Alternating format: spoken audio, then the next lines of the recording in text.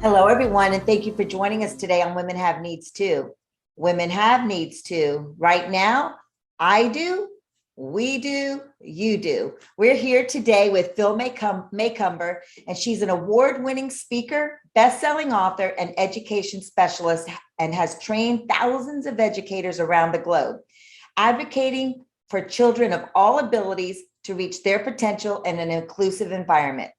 Phil's Amazon #1 bestseller, Every Child Can Learn, is your roadmap to inclusive education. It's being referred to as common sense education by educators around the world. Phil, it's so good to have you back again.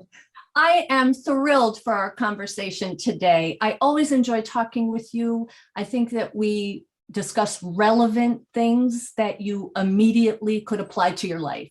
Absolutely. Isn't that the truth? And that's what we're going to do. We're going to give parents and educators today information that will help them in their daily lives with their students and their children, right? Yeah. Is there a particular age group that we're focusing on? I would say that if we have a good strategy, it could be used with what I call affectionately the littles at preschool, all the way up through actually graduation and higher ed. That's beautiful. I mean, so that's a wide range. So I do, we do, you do. What is that all about? I am so excited to learn more about it. You know, it's a really nice way to scaffold the way that you teach, to make sure that that a student understands or a child understands, and also in a way that we're not just dropping them in the middle of the lake. And so let me be a little more specific about it. We know that when we are providing instruction, whether it's in a classroom or the world is our classroom, like in our community with our families or at home, that if we model doing something, that the person who's watching that has a better understanding of what's expected, right? It's true. Whether it's a good example or bad example. Exactly, right. So you better be careful what you model, right? Yep. Yeah. You know, and I view it as coming attractions. You know, like, oh, you really want to go see this movie? Let's watch the trailer. Let's watch the coming attractions to really see what this is about, or this whole new Netflix show that you want to watch. So we apply this to our teaching, and it's research-based. It's certainly grounded in the teaching framework that I have authored called the PACT. That's the PACT, PACT. And would you like me to explain how it might work, like in a— Yes, just in case people haven't seen the last episode that we did with you, tell them what the PACT stands for. Okay, the PACT is a 4-step, not 25,000 step teaching framework that is very, very easy to deliver instruction to children preschool all the way up to high school or college level, in a way that it focuses on the 4 most important things that we need to do in education, which is learn about it, read about it, write about it, and talk about it. The PACT is an acronym with the little periods between it. So it stands for Technology Helps Easy and Practical Accessible Curriculum Teaching. And the key word there is accessible. It means that students with learning disabilities could access all of these teaching activities. The students on the autism spectrum, those that are gifted and talented, are not bored and being challenged. So it's a nice way to bridge the gap between general education and special education. And it's so beautiful. And for the viewers out there who did not see the first episode, please go back and watch it. It's up on the website. So it's interesting to me, and I love the whole color thing. And I'm going to refer back to it, just so that they're going to say, what's the color thing? Okay. But the color thing is good for so many different, I mean, it's good for me, you know? Yeah. And I love the fact that you say using tools, right? And educational tools. And a tool can be as simple as a pencil and a Post-it note. Exactly. It doesn't have to be some $3,000 computer or Right. laptop or, iPad, but I'm telling you what, kids are being born with phones in their hand, it seems like. I know. And we need to make sure, and this is a foundational principle of the PACT framework, that we're providing multi-sensory teaching. Mhm. And that means hands-on, using the five senses. We still need to be able to build wonderful projects and present them at school-wide events, right? It's not all through Google Slides. Right. And it's not all 2D, as I say, it's three-dimensional. And, I'll tell you, those middle school students that actually were learning a social studies unit on the Underground Railroad, for example, Mhm. when they built these stage coaches with the hidden compartments in them and presented them at the school-wide social studies fair, don't you think they had a true better understanding of that point in our American history? Oh, heck yeah. Yeah. Absolutely. When you're actually hands-on with it and you have to think about the whole process of how it was built and what, each compartment had in it, that kind of thing. Yes. And you remember it. You're going And to you remember remember it it. more. So, Yes. so let's take the strategy of I do, we Mhm. do, you do, with the example I just gave Let's do it. about the social studies. Oftentimes we will kick off something and say, oh, okay, we're going to do a project. Mhm. And the next words typically out of an educator's mouth is, I want you to pick something from the unit that we're doing now in social studies, and then you're going to build a project, but mama, right? Instead, the I do, we do, you do is, I want to show you this project that I created Mhm. related to the Underground Railroad. And then Okay. I might point out all the different aspects of whatever I created. Sure. And then I'm going to say, now I have little packets for you. And we together are all going to create the map of the Underground Railroad Mhm. together. I love it. And then we all put it together. We have our visual instructions, it's all very best practice, reaching our students of all abilities. And then we say, now you are going to pick a project to either do on your own, or you can pair with, with a partner, depends on what the instructions are. But those students now have a much better understanding of what they're going to need to do in their project, because I did it and explained it to them. We did a mini one together, and now fly little birdie. Now you can now build your independence, and you can now do a project. And this is appropriate at a preschool level, through elementary school, early elementary school, all the way through reaching middle school and high school. I love it. So how do we put this into practical application, like at home for parents with their children at home, whatever grade school and whatever ability that they are coming to the project with? Well, the first thing that comes to mind is my favorite food, because one of the things I try to embrace is at least eating my favorite food like once a week. And I love food. What's your favorite food? Pizza, hands down, Oh, I pizza. had some last night and it was so Yeah. good.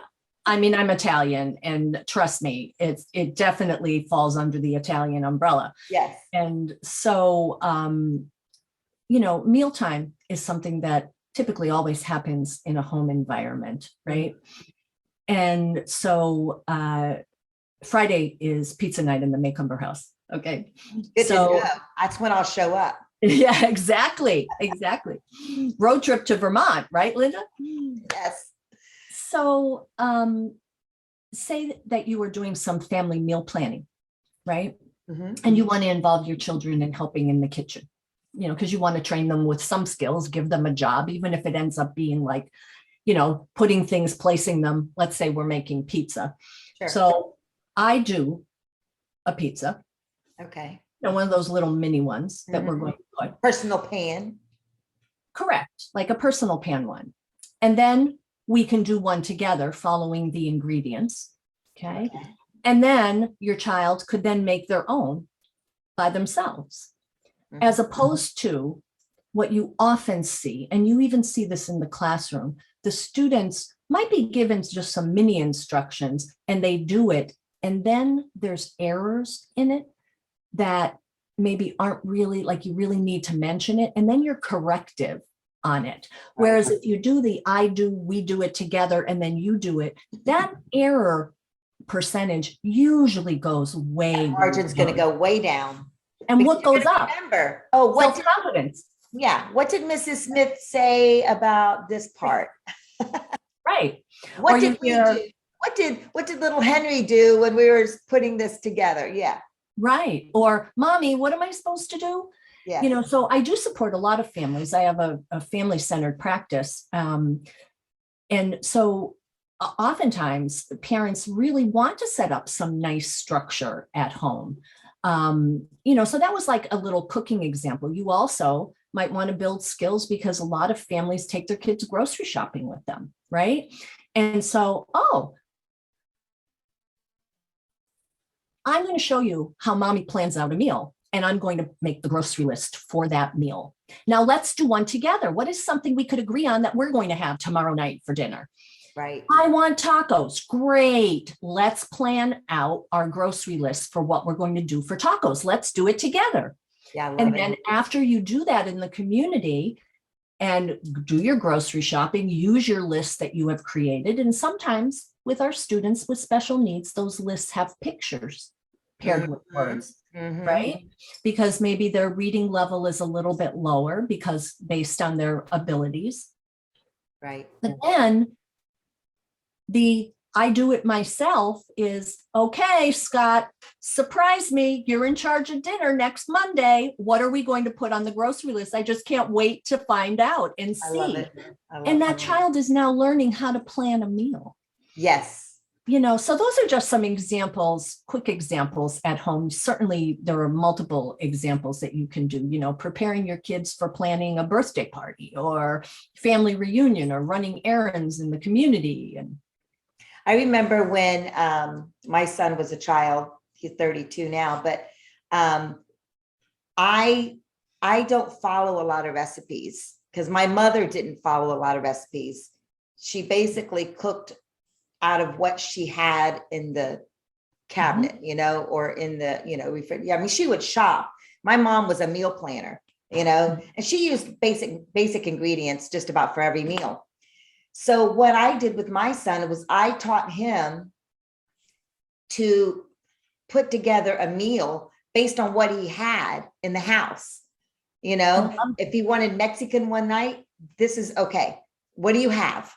And I remember giving him a box when he got his first apartment. I gave him a box of herbs and spices, so we would have everything, and then he could create his own stuff. Well, now he does not cook anything like I cook, and the way I cook has changed because my regime, my eating regimen has changed. But the point is that he can go into a cabinet and just whip up something. Yeah. And, also you're teaching him a math skill of inventory too. True. Right? Because that's a really important life skill. And let's talk about math for a minute. Yes, because recipes are so important for math, right? Is that what you were going to say? Well, yeah. I was going to say that related to measurement, right? But it's also related to budgeting and money. Right? Yes, because when you go into the grocery store, how much money do you have? How much can you afford to buy? Right. Especially if you're on a budget. And that's a wonderful we do it together, and then you do it. Right. Yes. So it would definitely help under what I call functional math skills, but also it helps with solving word problems. I mentor and coach many classroom teachers and special educators and therapists, like speech pathologists and autism specialists. And I was co-teaching in a 6th grade classroom related to math and word problems. Oh, gosh. And I mean, I love math, but I was not going to go through 6th grade math again during this year that I was co-teaching with Right. this teacher.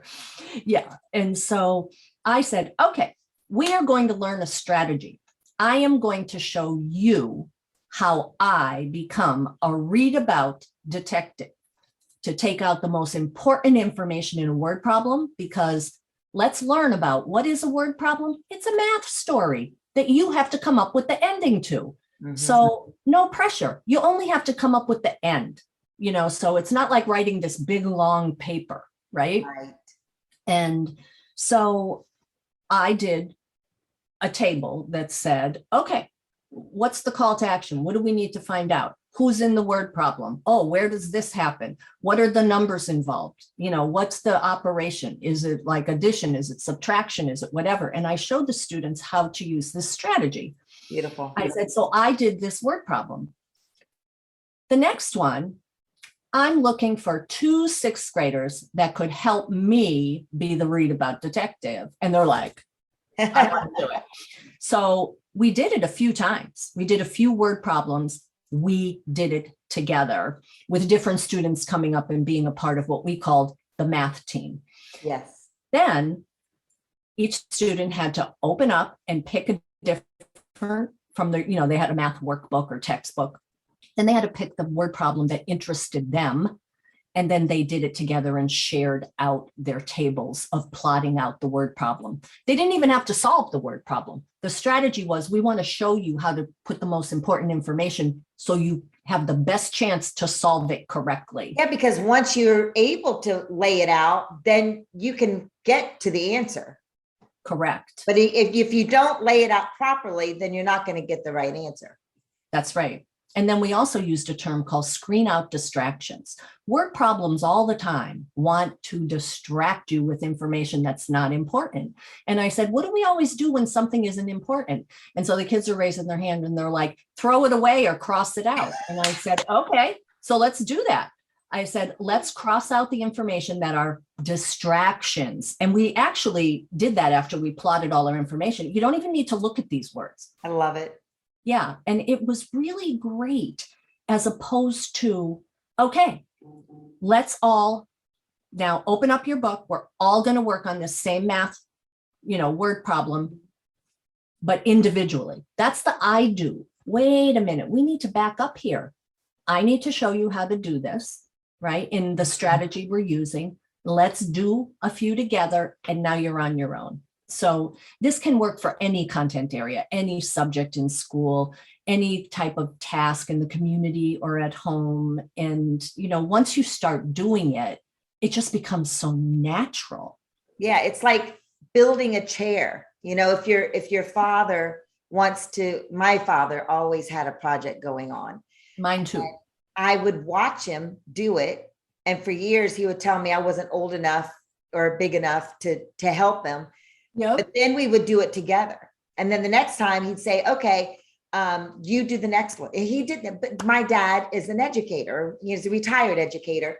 I wish he was here today. But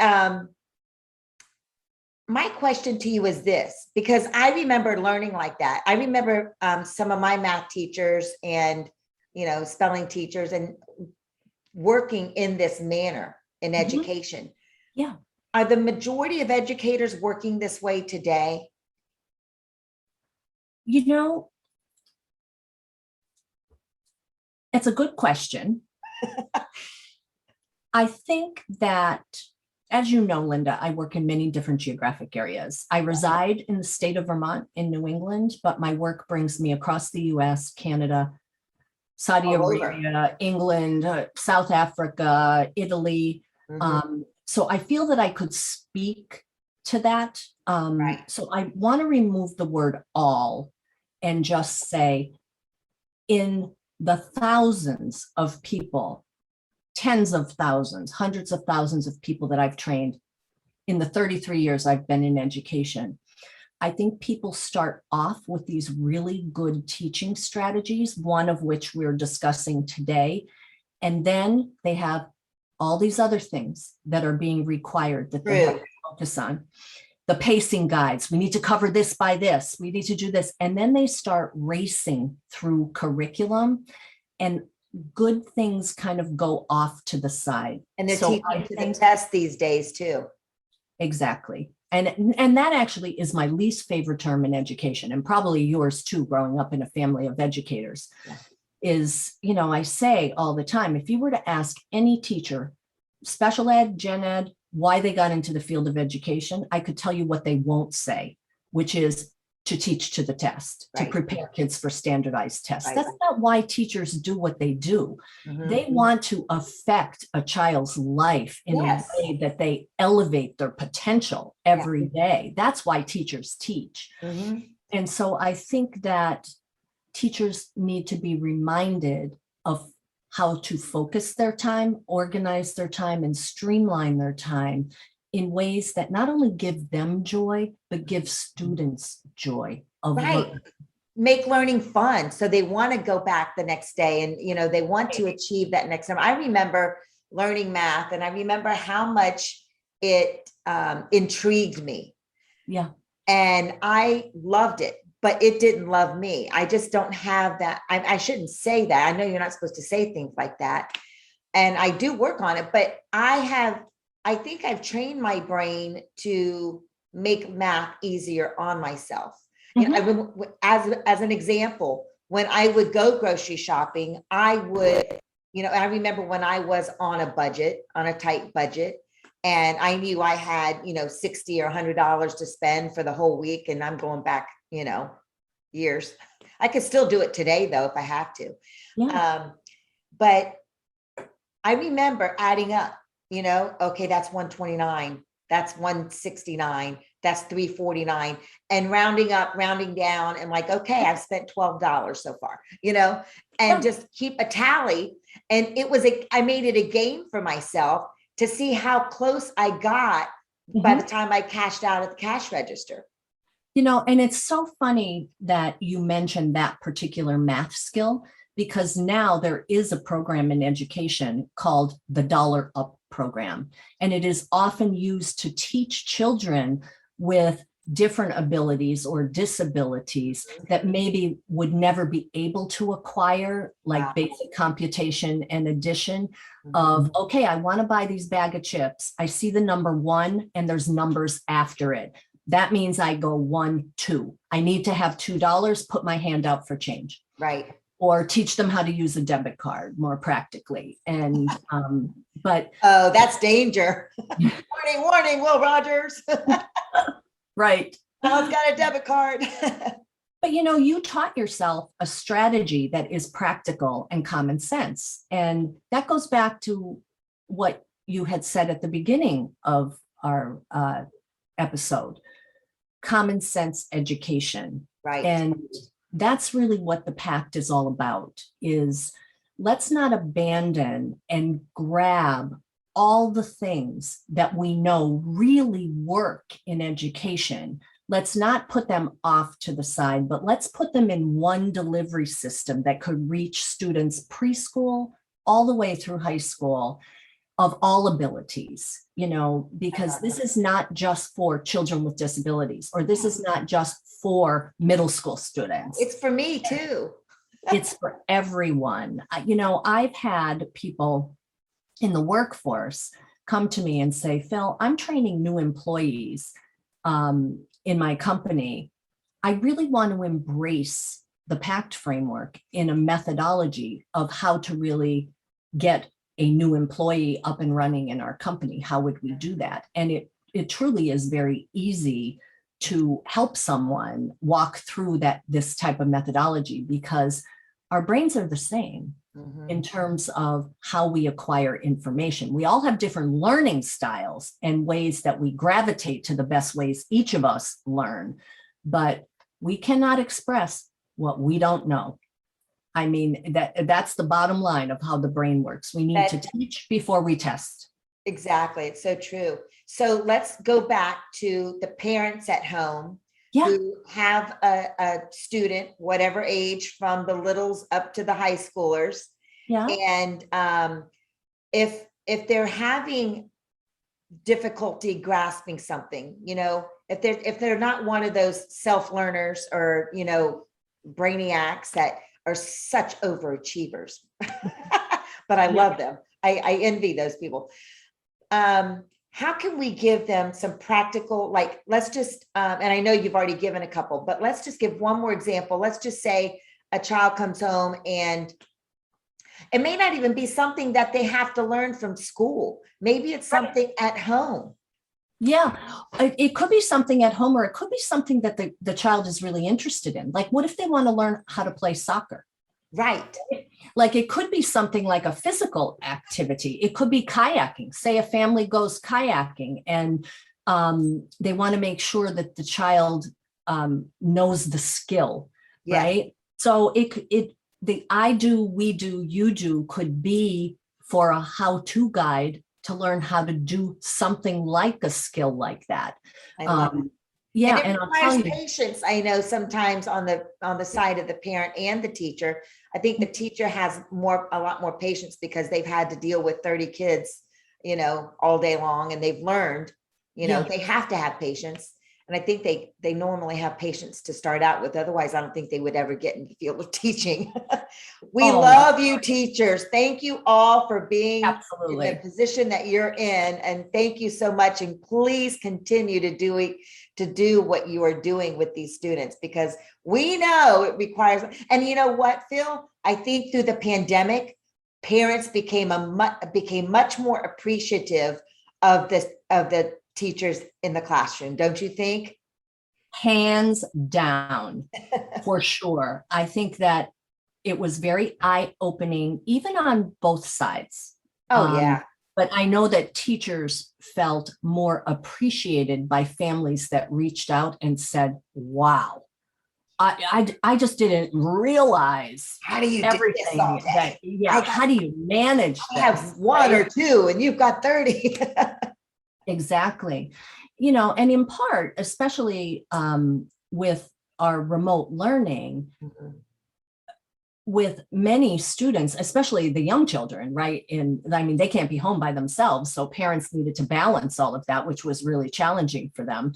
But they were a part of the classroom, right? Yes. Because they were there.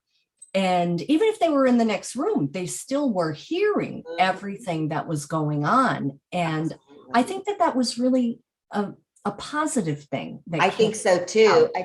out. I think it gave the parents a big heads up about how to get more involved with their children's curriculum and their children's learning processes. Right. And on the flip side of that, I know that there are many parents who want to be involved and have not had the reception in a positive way of them wanting to be involved. And now it was eye-opening for teachers to say, wow, parents really can be my partners in this. Yes. Right? So I think, like, that's why I said on both sides, I think it was a really nice learning curve, because as we know, parent involvement is very different than parent engagement. True. And big difference. We certainly can even discuss that in more detail at another time. But, simply put, parent involvement is like showing up at school during your parent teacher conference. The teachers report to you how your child is doing, and you're having a bit of a conversation. Parent engagement is a lot different. Yes. Parent engagement is when parents are truly involved in the school.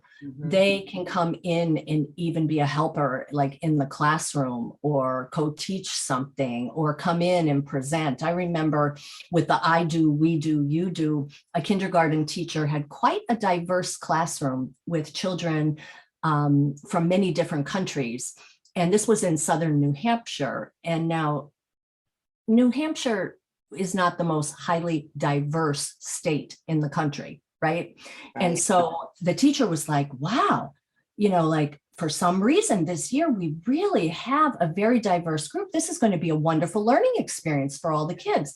And so what she did in social studies is each month, they studied a different country as kindergarteners from the countries that the kids were from. Oh, And that's the so parents came in, and they came in at the cooking activity, actually, Linda. And, Yes. so they learned very consistently, so where is this country located? What is who is like in charge there? Like, so in the United States, it's the president, but in Canada, it's, the prime minister, whatever.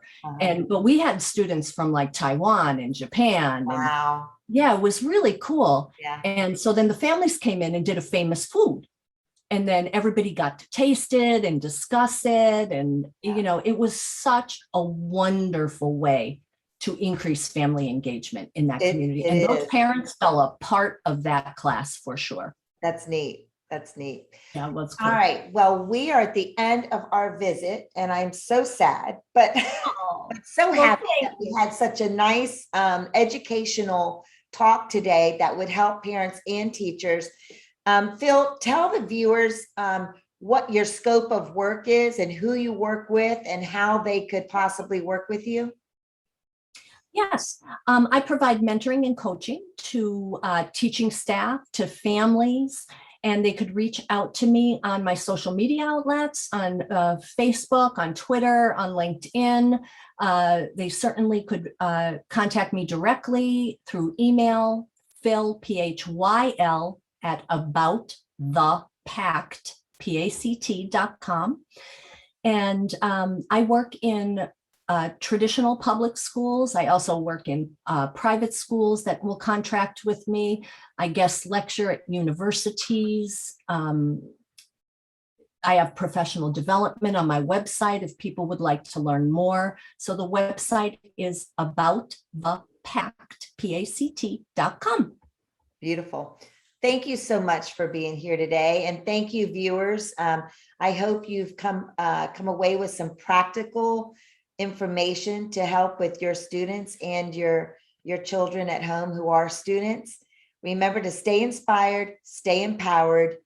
I do, you do, we do. No, it is I do, we do, you do, right? Got it. I do, we do, you do. Have a great day and stay inspired, stay empowered.